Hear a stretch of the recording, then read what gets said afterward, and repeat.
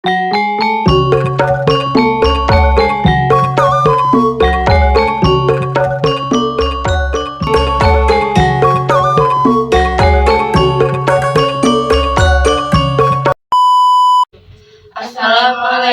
warahmatullahi wabarakatuh.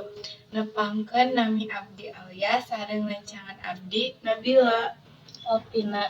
Abdi sareng rencangan ti kelas 8B. Abdi sareng rerencangan bade ngajelaskeun materi ngeunaan sisindiran. Sia sisindiran teh?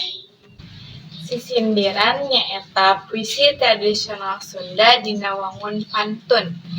Sisindiran nu boga ciri ngagunakeun basa sapopoe jeung teu ngandalkeun teuing diksi jeung imajinasi.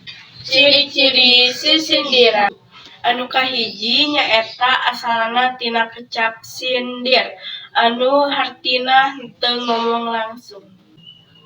Nu kadua diwangun ku sampingan jeung eusi. Anu kalima jumlah jajaran osok genap. Nu kagenep rerengken kahiji nyaeta cangkang jeung rerengken nu kadua nyaeta eusi.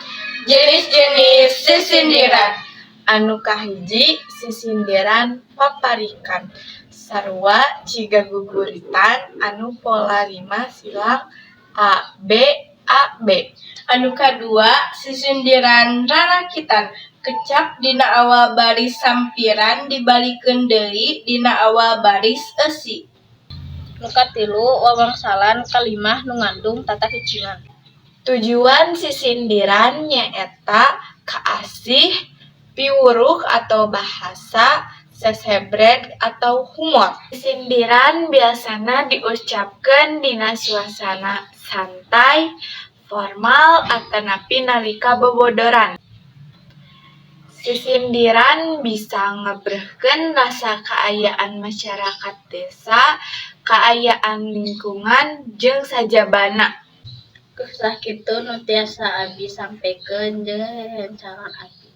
Hapunten upami aya kakirangan dina panyampaian abdi sareng rerencangan abdi. Wassalamualaikum warahmatullahi wabarakatuh.